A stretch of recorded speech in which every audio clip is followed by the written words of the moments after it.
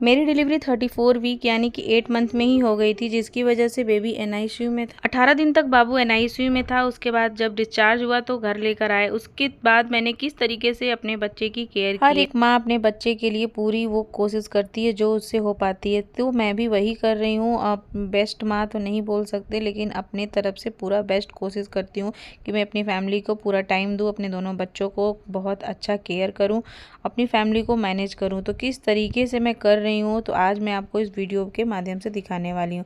तो वीडियो को लास्ट तक ज़रूर से देखिएगा और अपने फ्रेंड्स फैमिली में शेयर कीजिएगा। चैनल पे नए हैं तो सब्सक्राइब कर लीजिएगा। चलिए वीडियो स्टार्ट करते हैं। रात को सोने में बहुत लेट हो जाता है। बाबू 2 बजे तक जगा रहता है। 2 बजे के बाद ही वो सोता है। तो रात में जब वो सो गया उसके बाद मेरी नींद आई और सुबह वो 5 बजे उठ गया दूध पीने के लिए। तो मैंने उसको दूध पिलाया और फिर उसको डकार दिलाया, फिर वो सो गया। क्योंकि सुबह सुबह वो जब उठता है तो सिर्फ दूध पीता है और दूध पीने के बाद वो तुरंत सो जाता है। भले ही वो 1 से 1.5 घंटा ही सोए, बट वो सोता जरूर है। सुबह सो करके उठ चुका है अभी वो, और उसकी मालिश मम्मी की है।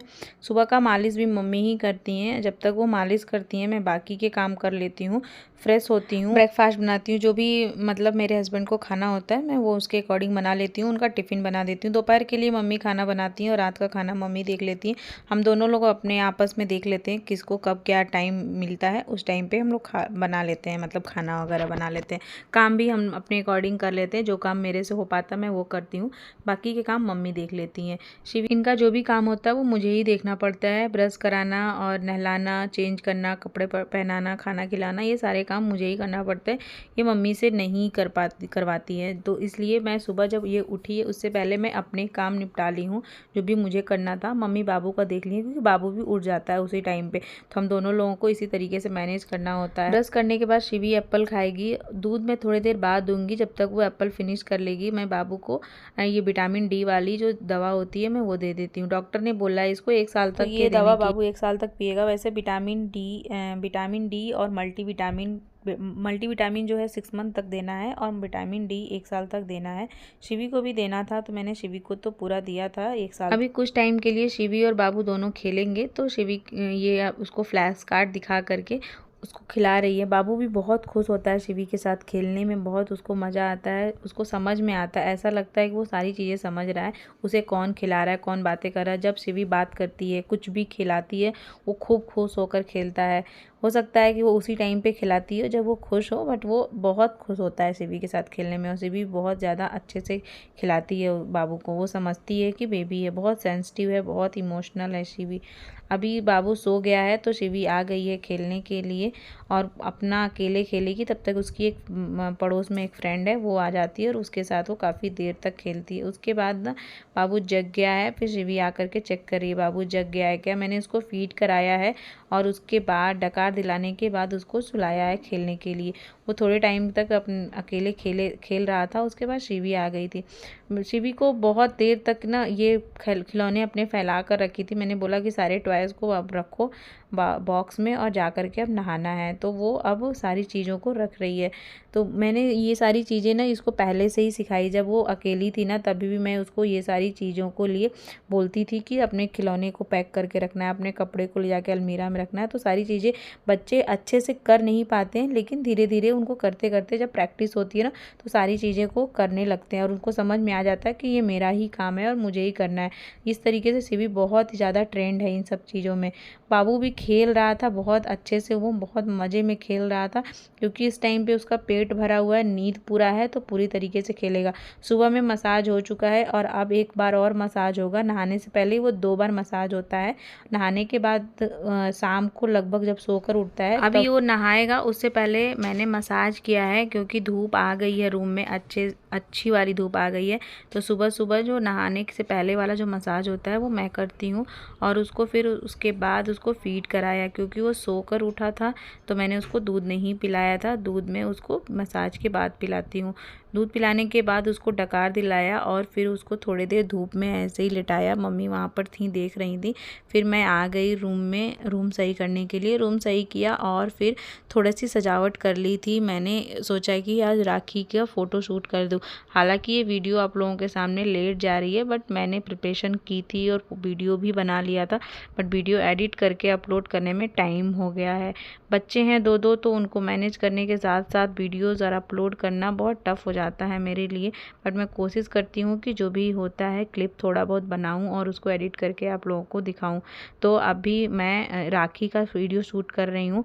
तो वीडियो के लिए मैंने ना ये थाली से बनाया है, राखी थाली, और उसके ऊपर कुछ कपड़े से कलरफुल कपड़े जो हैं, ब्लाउज का पीस वगैरह था मेरे पास, तो उससे मैंने उसको कवर किया और दुपट्टे से उसकी डोरी बनाई।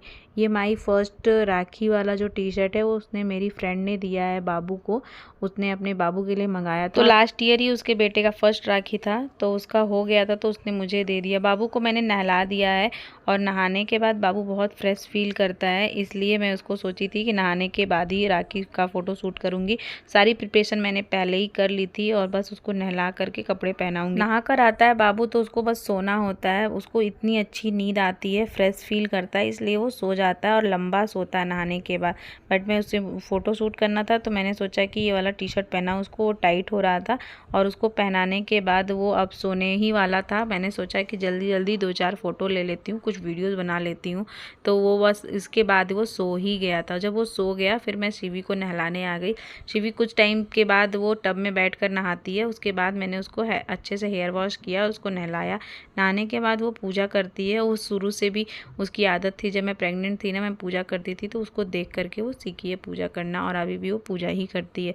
कपड़े सूख गए थे तो मैंने सोचा कि पहले उसको फोल्ड करके रख देते हैं। बाबू के सारे कपड़े थे और बाबू कपड़े में अपने कपड़ों में मिक्स नहीं करती हूँ, या मैं बेटी के साथ भी उसके कपड़े मिक्स नहीं करती हूँ। सबके कपड़े अलग अलग मैं उठा के लाती हूँ, उसको फोल्ड करके रखने के बाद ही दूसरा कपड़ा लाती हूँ। फैलाती भी मैं बाबू के कपड़े अलग हूँ और धुलती भी हूँ उसके कपड़े अलग।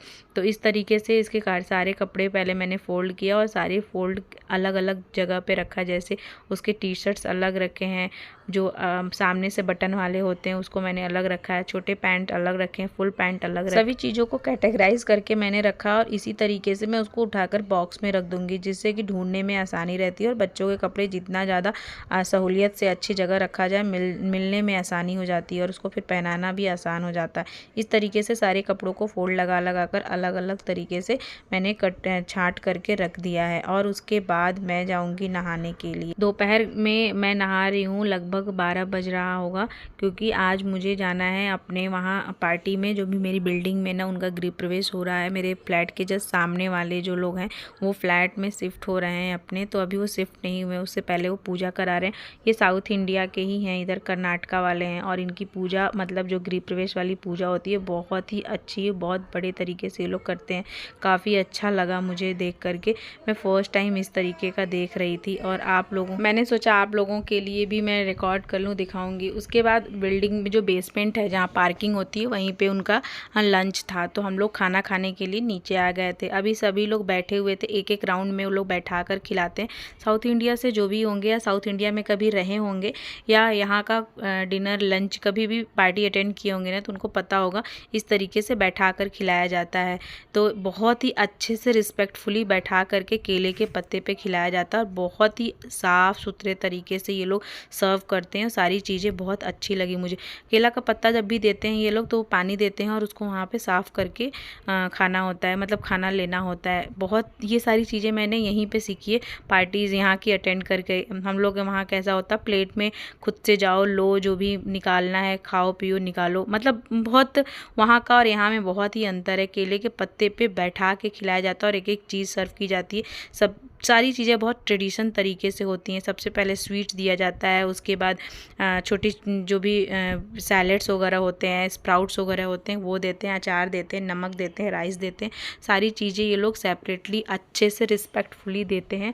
और जब तक आप खा करके उठेंगे नहीं, आपके सामने से ला करके वो पूछते भी हैं कि क्या चाहिए, और आपके वो प्लेट यानी कि ये जो पत्तल होता है ना, केले का पत्ता, उसको देखते रहते हैं कोई चीज़ की कमी तो नहीं है। खाने के बाद पत्ते को उल्टा फोल्ड किया जाता है और उसके बाद ये लोग गिफ्ट भी दिए, रिटर्न गिफ्ट। जब हम लोग खाना खा लेते हैं तो इस तरीके से इसका जो पेपर बिछा होता है वो, और ये जो पत्तल होता है यानी कि केले का पत्ता होता है, वो इस तरीके से फोल्ड करके ट्रायंगल में हटा दिया जाता है।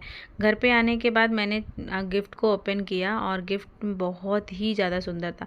एक गिफ्ट, इसमें 2 तरीके का गिफ्ट था। एक जो था सिंदूर, बिंदी, पान और हल्दी कुमकुम और हरी हरी चूड़ियाँ। सावन चल रहा है इसलिए हरी चूड़ियाँ भी उन्होंने सुहाग के सामान दिए हैं।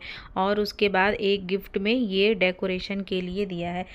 अलग अलग तरीके का अलग अलग गिफ्ट है, मतलब कि मेरी मम्मी को भी मतलब मेरे साथ ही थी वो भी, बट उनका गिफ्ट दूसरा था और मेरा ये कछुआ था जो रखते हैं घर में डेकोरेशन के लिए। और एक मम्मी को मिला था, वो लाफिंग बुद्धा था। ये सारी चीज़ें गिफ्ट में ही दी जाती हैं। आज के लिए इतना ही, मिलते हैं अगले